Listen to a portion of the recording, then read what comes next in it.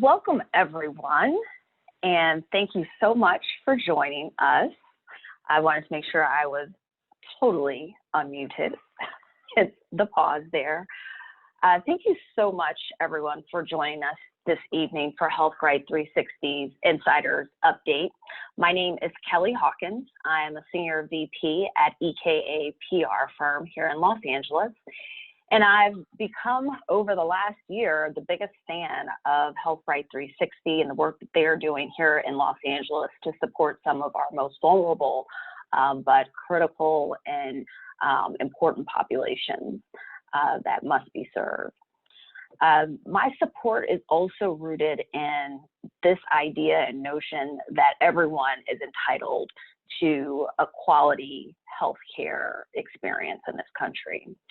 At HealthRIGHT 360, they welcome everyone through their doors for compassionate, non-judgmental healthcare, regardless of an individual's ability to pay.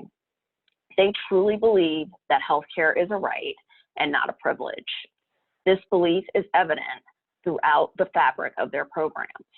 Here in Southern California, they offer a wide range of residential, outpatient, and prevention programs, including Prototypes, Walden House, and North County Serenity House that provide substance use disorder treatment, mental health services, vocational training, and much more.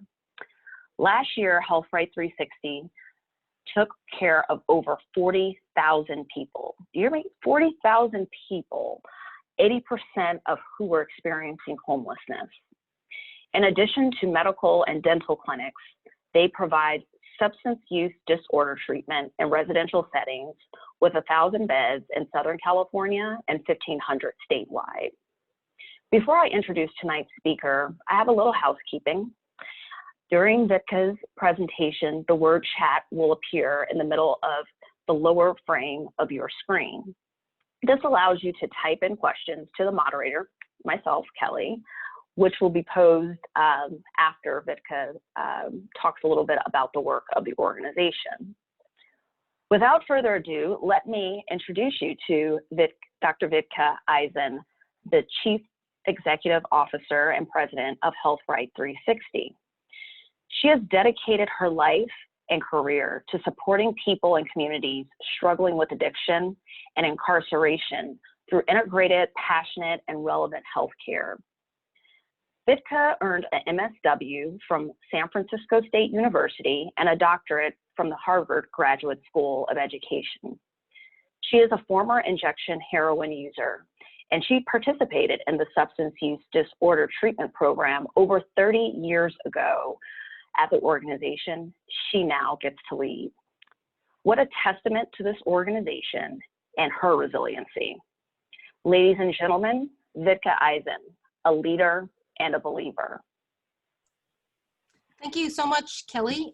Thank you for agreeing to host this event. We really envisioned this event when we started planning it. We envisioned this event as a, sorry, I don't know why it's taking down everything I'm saying. You'll have to excuse me.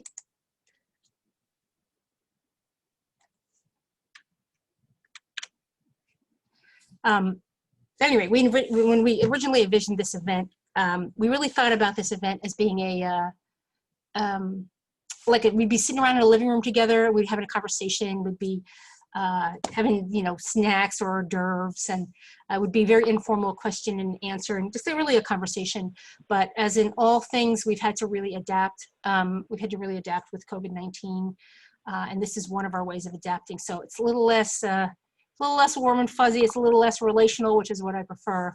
But I really do want you to feel free to ask me questions. You can ask through Kellie at any point. And let's have a conversation. So really what I wanted to do here was to give those of you who are joining us for the first time a little bit of a window into the world of substance use disorder treatment, behavioral health during the period of time of COVID-19. Like if you follow the news, you watch the news, you watch whatever news channel you watch, like you often see lots about, the impact of, you see impacts on hospitals, and you see hospital workers and healthcare workers, and sometimes you see grocery workers and other essential workers. But behavioral health workers and the behavioral health environment are also part of healthcare, but you don't understand as much, you may not be as familiar with how COVID-19 has impacted our clients and the communities we serve. So I wanted to give you a timeline. I want to start with a little bit of a timeline, because even though it feels like we've been doing this like shelter in place forever, and it's just been endless, it's really been an incredibly short period of time. And in particular, the period of time from when we first started actually hearing about the coronavirus and COVID-19, we first started hearing about it to the time where we had to act immediately. It was an incredibly short period of time. The first confirmed case in Los Angeles of COVID-19 was confirmed in January 26th, and it was a traveler from Wuhan. In between January 26th and March 11th, and the end of February, for like February 26th, the Center for Disease Control sent out an advisory that there was in fact community transmission in the United States. So from January 26th to February 26th, we realized it's not just travelers, it's community transmitted from people who had no relationship to anybody who's traveled. March 11th, we have our first case of community spread in Los Angeles and our first COVID death. Following very quickly upon that, without really any notice at all, LA Unified shut down schools. In fact, most of the schools in the state shut down, which created a rapid crisis for people who depended on schools and daycare for their children so they could go to work. So this was no less true for the clients that we serve, and it was also no less true for our staff. Rapidly following that, Mayor Garcetti announced a safer at home order as the COVID-19 cases climbed to 230. That safer at home order basically became a shelter in place for most of, if not all of California. So that's a tiny period of time where we're trying to learn about a virus that's new, for which we have no therapeutics and we have no vaccine, and we have come to discover is highly transmissible. So you bring it up to today, we have over 250,000 cases of COVID-19 in Los Angeles and over 6,000 deaths. So we really quickly saw our work in behavioral health as essential. It was essential to flattening the curve. The first thing we talked about with each other in the treatment community, with our clients and with our staff, that our work is essential to flattening the curve. Because if we don't take care of the clients who come to us, those clients are more likely to show up in hospitals and emergency departments. And those hospitals and emergency departments needed to be kept clear for COVID-19 cases. The biggest risk to our healthcare system is an overpressure on the emergency departments and the ICU. So we need to keep our clients safe and careful. We could not stop the work we're doing. So in that sense, we already knew that our work was essential. But not everybody thought our work was essential. In fact, wherever you get personal protective equipment, we weren't able to get it. Now, you know that if hospitals couldn't get it, if ICUs and surgical centers and emergency departments and paramedics are not able to get PPE, you can imagine how difficult it was for like therapists and SUD substance use disorder treatment counselors and programs like ours to get it, to convince the system that we were just as essential because we needed to care for the people that we were caring for. So, you know, we became very adept and creative about sourcing PPE. All of a sudden we're, you know, creating large orders and tracking our shipments from China and to various parts of the United States coming into the United States. It's like almost all we talked about for like the first few weeks of COVID-19, because how could we ask our workers to come to work and care for our clients if we couldn't protect them? It was a horrific feeling. And how can we expect our clients to travel or to be together if we couldn't provide the essential protective equipment they needed to be in our congregate residential treatment settings? And there was a huge cost. You can get, before COVID-19 and like right around now, you can get a surgical mask. They're like 11 cents a mask. We're paying $1 a mask. We quickly spent $1 million on PPE. And we also reached out to donors for, you know, we got donated supplies as well, but it's incredibly stressful and challenging to be able to make sure that our workers were safe. Like I said, not everybody is as convinced as we are who work in the field that our work is absolutely essential. Not everybody's convinced. Some of our counties were like, your outpatient services, they're not essential. And we're like, yes, they are. Because people who are not connected to their outpatient mental health clinicians and out mental health supports and substance use disorder treatment supports, those people get worse. They can get worse. So we knew that we had to remain our workers were essential. Even our workers are like, we don't know what we're supposed to do. Are we supposed to stay home? Are we supposed to go to work? And so we had to quickly work with our counties and our stakeholders and our staff to say, no, this is critical work. This is essential. Very same time school closed, you have to realize we lost a bunch of our own workers who are the caregivers for children who lost their childcare and lost their ability to send their kids to school and had to all of a sudden homeschool their kids. So we were like scrambling to figure out how to make sure that our program stays staffed. But we're creative and we have an amazing team of staff who like redeployed to places. So if our workers in the jails closed for us to be able to provide treatment, we provide treatment in LA County Jail. So if that program closed and we couldn't go in because of the spread of COVID-19, those staff quickly volunteered to redeploy to places where we needed them, typically in our residential programs. We have a dental clinic. The dental clinic can only operate the dental clinic can really only operate on an emergency basis. We had to, due to shelter in place, we couldn't do general dentistry. Our whole dental team was like, put us to work. So we put the dental team to work. They're out in the programs. They're doing COVID-19 screenings, temperature testing, health histories, kind of taking basic vitals, helping manage care for people, connecting them to the clinic if they need care, making sure if they didn't need care, just kind of basically checking on them. So an amazing team of staff who were able to like redeploy and do what was necessary. At this very same time, and I would say in part related to COVID-19 and kind of the fear and anxiety and the societal social inequities that the pandemic exposed, on top of the murders of George Floyd and Ahmaud Arbery and Breonna Taylor, in response to anti-Black racism and police violence against Black communities, broke out across the country and in particular in our urban areas in California. And with that came curfews. So the next element that we had to contend with and we had to fight for our workers' safety, because particularly our Black workers, staff members who have to commute into jobs, come to jobs through curfews, have a shift that starts at 10 o'clock, 10 p.m. at night, shifts that start at 11 o'clock at night, have to drive through curfews. And all we could envision was those workers being stopped by police, an African-American worker being stopped by police, reaching into their pocket to pull out their ID. Like, that's never a situation we wanted to put our staff into. So we really worked to be creative around what we could do. Could we house people closer? Could we have people stay overnight in programs if they felt unsafe? Going home. We got placards to put on there all around so that the police could see that they were essential workers. But it was a just in so many levels, that was a time of intensity, and we encouraged our staff to participate in protests as they could, but just keeping our people safe, keeping our clients and our staff safe, and our clients who were living outside and not stably housed was a period of intense anxiety of the safety of the people we care for. So the other thing we know is that the isolation from COVID has increased risk factors for pathways to misuse of drugs and alcohol. It has increased the amount of people who call mental health crisis lines. I think the crisis line call contacts were up in March by 800% compared to the previous March. Isolation, economic insecurity, all of those things, the loss of income, all those economic stressors, all of those things could bring on the onset of new behavioral health symptoms.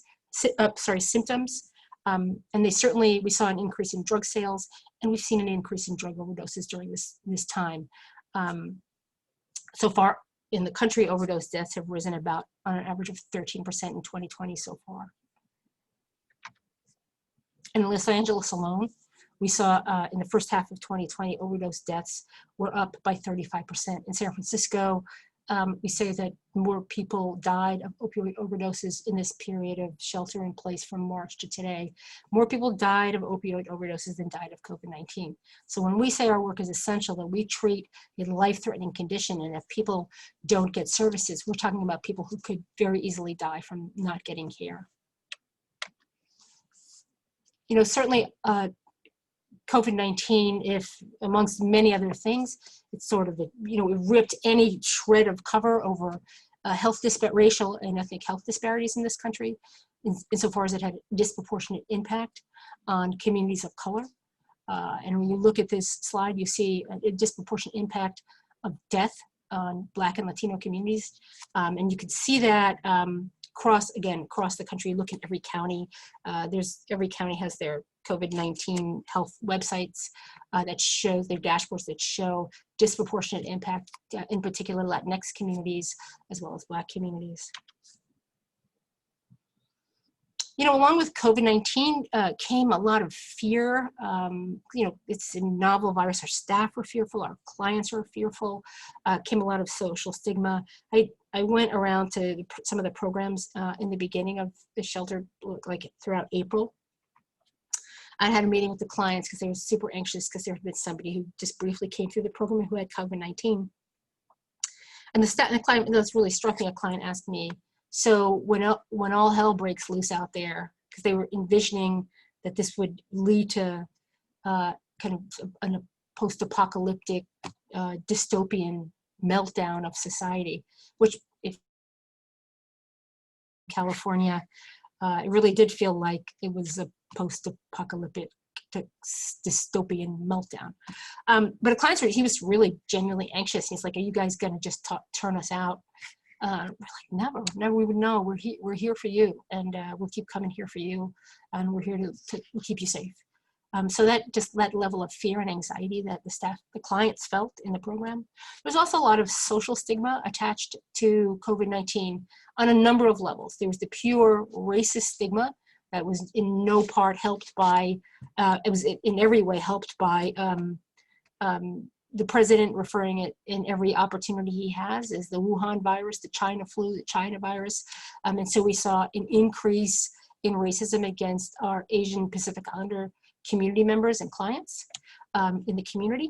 But there's also the stigma of like people getting sick and a belief that if you got sick and somehow you did something wrong, like you were at fault. And so we really had to work to erase some of that. Somebody got it despite everybody's best efforts. Sometimes people get transmissible illness. And so we had to really work to kind of calm people's, not just their fears, but also like being afraid of somebody who had it. And then they think, what if they still have it? So just kind of keeping peace. And you can only do that by communicating and educating. And we did just tons of that with our clients and our staff. So we also had challenges in adhering to safety protocols. And so you can tell that's an issue across the country. If 250,000 bikers show up in Sturgis, South Dakota without wearing masks, clearly there are some issues with adhering to safety protocols. Well, it's not so different in our programs, but maybe for some different reasons. Our clients come in having histories of trauma and also people who really violated their trust. So trust is a big issue. And they also, you know, they distrust like rules and authority typically. And on top of that, they live such high-risk lives. Their lives are so much kind of on the razor's edge that I heard clients talking about, you know, yeah, we gotta wear them. I mean, you're hustling, I was walking around and I'd be like, yeah, you gotta wear the mask, but hey, you're gonna die, we're all gonna die somehow. That kind of fatalism makes it hard to have protocol. So we had to get really creative, and our staff are amazing, and the clients too. They kind of work together to come up with ways of being creative to respond to, you know, incentivizing people. Because we never wanted to get into this pitched battle where like, if you don't wear a mask, we're going to kick you out. Like nobody wants to be the mask police. So, we worked at incentivizing it. Some of our programs had like decorate your mask contest. They had like, you know, mask heroes, people who wore their mask the most, and they got clients involved in like setting up social distancing markers. And so the degree to which kind of everybody came together to do that made adherence, had a higher level of adherence.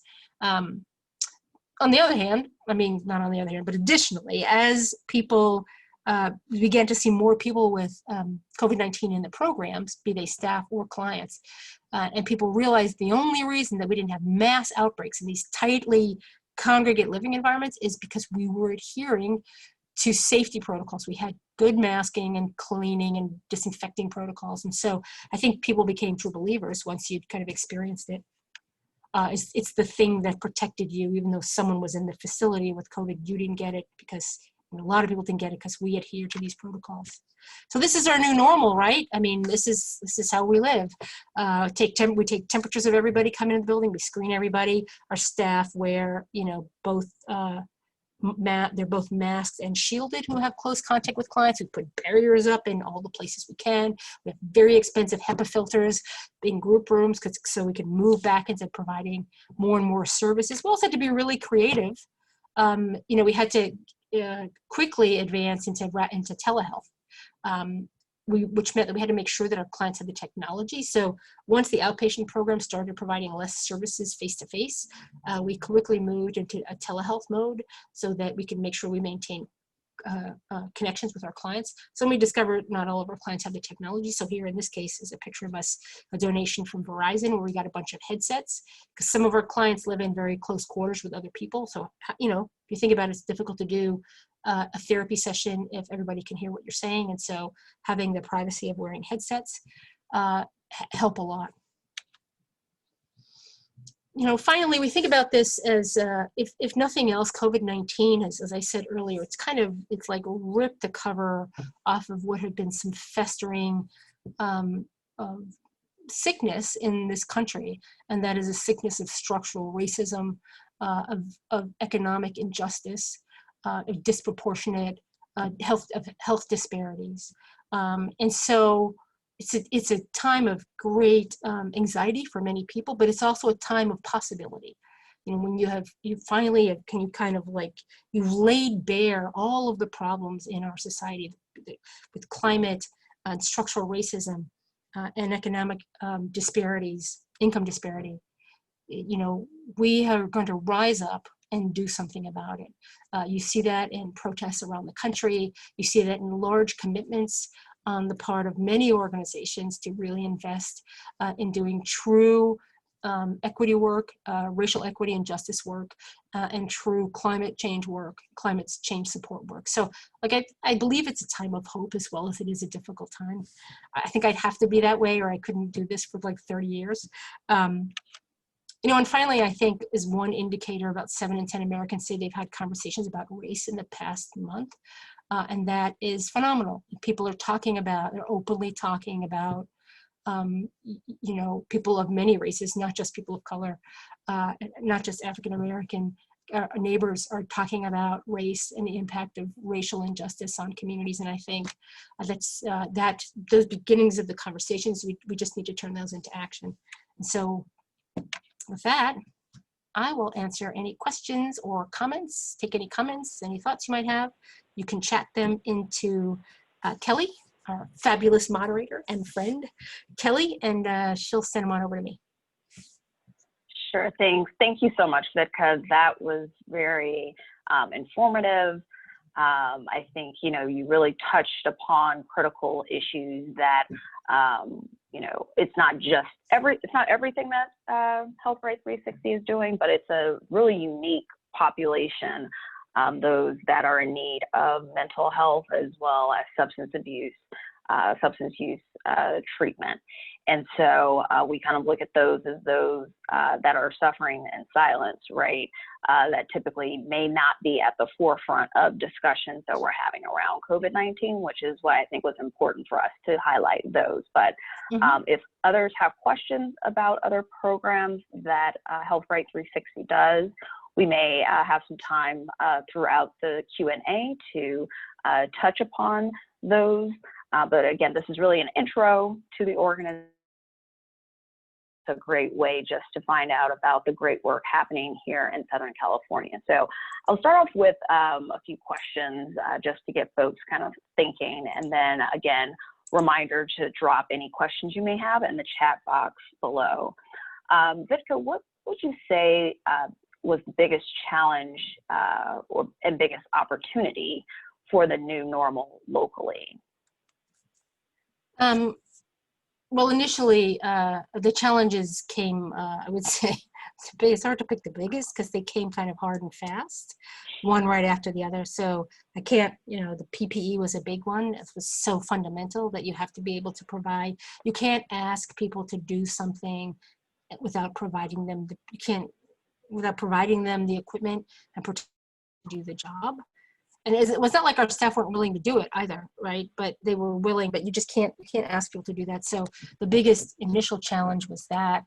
And then, when you kind of tackle that, there were other huge challenges, making sure that we could maintain contact with our clients who were in outpatient settings. That was difficult. So out of that came the ability to do telehealth was both a challenge and an opportunity. It was a challenge because it doesn't work for all of our clients. It was an opportunity because it was not allowed before. It wasn't a billable service prior. It wasn't a service we can typically bill for. It was in a very limited capacity prior to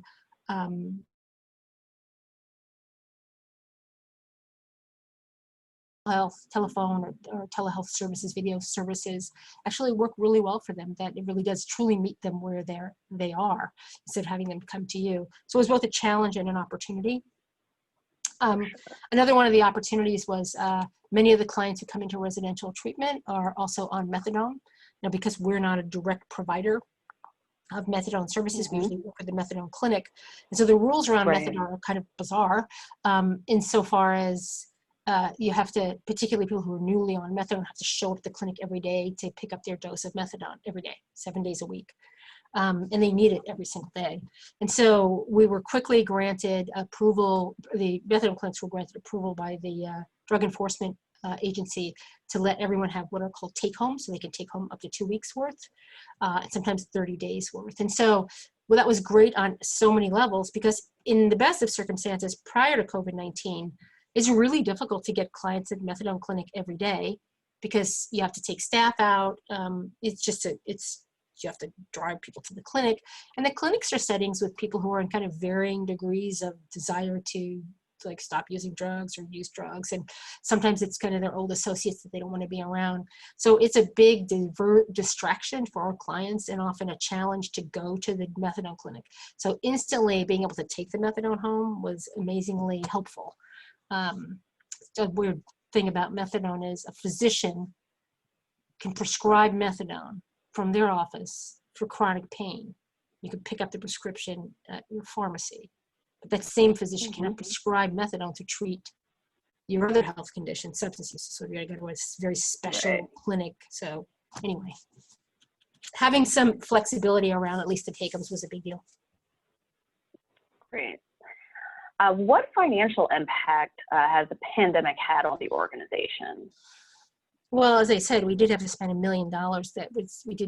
We didn't set out our budget the prior year. Our fiscal year was July to June, and we didn't set out in July assuming $1 million would be spent on personal protective equipment.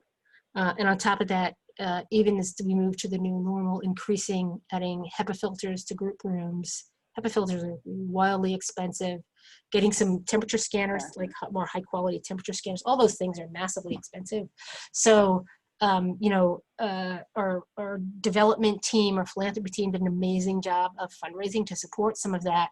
But as happens when you have economic uncertainty, that fundraising is starting to dry up, I will say that. So there was enormous amount of cost. We had to pay our workers who had to see clients. Some of our workers were able to work at home and still see clients through telehealth, but nobody in residential. Many of the folks in the clinic, some of our kind of outreach workers still had to come in and work and see clients face to face. So we offered a premium pay for employees that did that.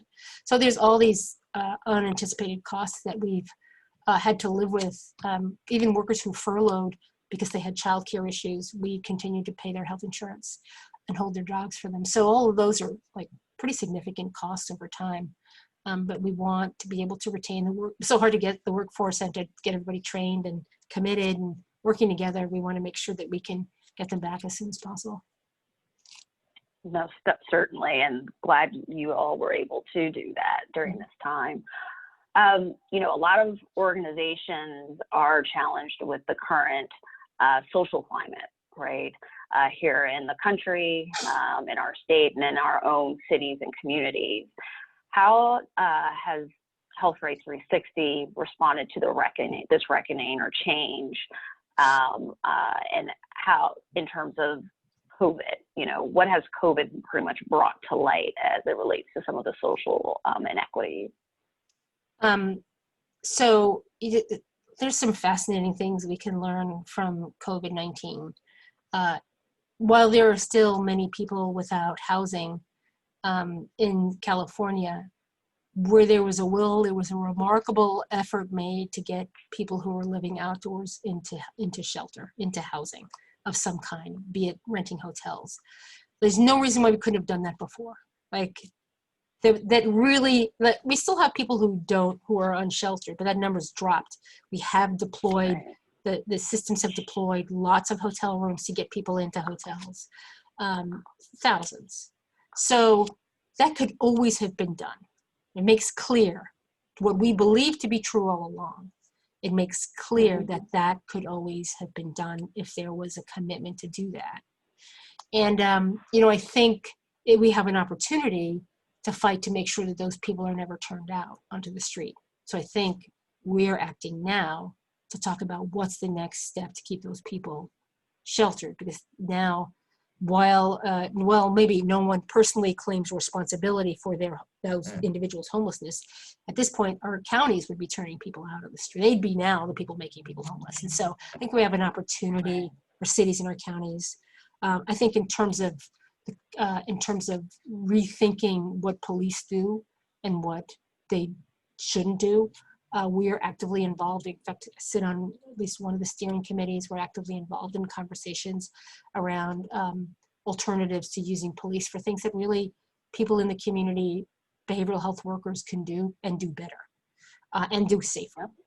Police, they're not trained to do mental health work, and it doesn't make sense to train them to do that thing when you have many trained peer counselors, paramedics and mental health workers who can do that work safer, and it puts the individuals less at risk. The tragic murder of Daniel Prude in Rochester was a brother calling for help for his brother who was experiencing a mental health crisis, and his brother ended up dead, asphyxiated by the cops. So we think obviously that's a horrific solution, that's a horrific result. And we definitely think there are a proven and evidence-based alternatives. So we're very engaged in those conversations. And then we're just engaged in larger conversations. Our work touches, since we do so much substance use work, our work, like everybody we work with, has been touched by and harmfully affected by the war on drugs, because the war on drugs resulted in hypercharging people, particularly people of color, for crimes for simple possession, ending up destroying generations and entire communities, and a mass lockup. We are today, because also it's been fascinating, did find a way to release a lot of people out of prison. There's less than 100,000 people in California prison today, as the lowest number of people in state prison since I think the last 30 years. So we can do these things, right? There has not been an investment in doing them. No, certainly. Thanks so much. So we have a few questions that have come through the chat. This is from Patricia Esparza. Thank you so much, Patricia, for joining us. She says, thank you, Vitka. Wonderful presentation on how the work is essential. The fact that more people have died of overdoses compared to COVID is powerful. What venues can we use as individuals to spread powerful facts such as these? Well, I'm going to assume that many of you on the call have a social media presence. And so you can spread facts either you're independently, or you can retweet things that we tweet. You can use Twitter and Instagram and Facebook as ways of spreading these important messages. I do. On my Facebook page, things that I find powerful, I place, and hundreds of people see that, and then we have conversations about it. So I don't want to undersell the idea that social media is a powerful spreader of some of that information. Great. And maybe, Leah, you could just drop the social media accounts or handles in the chat for everyone. That would be helpful as well. Our next comment is from James Healy. James, thanks so much for joining us tonight. We have found, he says, in LA that motels are happy for us because there are few travelers and we are helping to keep them open. So yes, looking at the economic engine that is being supported as a result of such a crisis. But to your point, Vic, kind of where there's a will, there's a way. Our circumstances have placed us, I think, in a unique position and provided opportunity for us, city, state, county, and federal government to think in an innovative fashion, because pretty much we don't have a choice, right? Yeah. Any others before we open the phone lines? So let me just add to that. So you think, I'm sure if you're on the call, you're thinking, well, there's a cost the county, cost taxpayers, we're renting out these motels. Well, the cost of not housing people, the healthcare cost for not housing a person unsheltered, is on average about $22,000 a year, which would probably cover the rental cost at the motel. I'd be willing to bet that would cover the rental costs for each of those people, and you'd have an increased positive health outcome for the people in the hotels. What's happening for the people in the hotels is healthcare workers are checking on them. Behavioral health outreach workers are stopping in there, making sure that they're okay.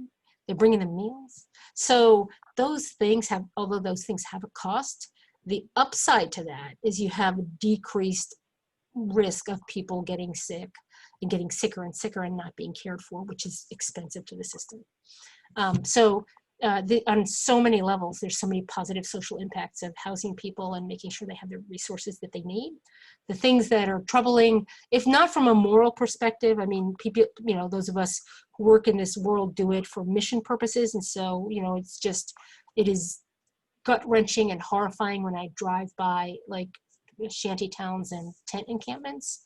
But there are others who find that, like, they find like the street, like being on the street is unpleasant. They want a more pleasant street experience. So for whatever way you come at that, like people who feel unsafe because there are people living in encampments, and people who feel just like racked with pain by watching that. Either way, getting people indoors is better for absolutely everybody. Absolutely everybody. There's no downside to that. Right. No, for sure. So Leah just put the Twitter handle in the chat box. I'm going to make sure that I am following them as well. You can find them at HealthRIGHT. That's health, HealthRight, capital RIGHT 360. So that we can really start to echo the message. So many messages are echoed throughout social media nowadays that I think it's important for us to just continue to spread the good news and the important facts about the communities we're all living in. So Leah, is there a way we for retweet? Us the other to... thing is, the things that we typically would retweet, they're often science-based, so you don't have to worry about us like spreading, fake news. Fake news, yeah. It's we're really interested in the evolving science on mental health treatment, addiction treatment, policy conversations from like great, policy analysts. So that's the kind of stuff, exciting stuff, but it's real, it's not fake. So if you follow it and you decide to retweet something, it's from us, it's going to be fact-based. That's important to know. And she has also shared the Facebook page as well, which is HealthRIGHT 360, spelled out 360, just the numbers 360. You can find that all in your chat. So if there are callers that have any questions, we will be happy to open those lines.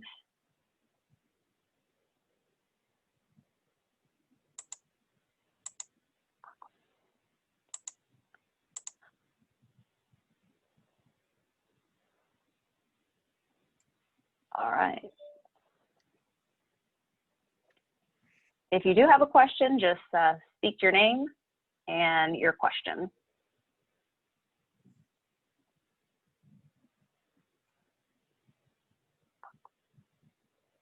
So I'm going to assume no questions for now, which is okay. Okay. That means we've answered you know, all. It was so comprehensive. You know how to find us. That's right. And James, such a kind note that you just sent. James says, I'm so satisfied to work with this fine group of people. And thank you, James, for sharing your time with us as well this evening. Thank you all who have joined. I know usually Zooming after 5 o'clock can get a little touch and go with family and friends and others that are outside of your professional 9 to 5 experience, but we do really appreciate you making time to learn a little bit more about HealthRIGHT 360. We held this really as an experiment down here in Southern California as well as in Northern California. It was an opportunity to bring together supporters of the organization as well as introduce new potential supporters to HealthRIGHT 360 so that you could hear about what they are doing on the front lines. You don't really hear about so much of the substance use disorders that are, impacting communities right now. So we want to make sure that that information is out there. And again, these are essential workers, just because it may not be how we traditionally view essential workers. They are essential.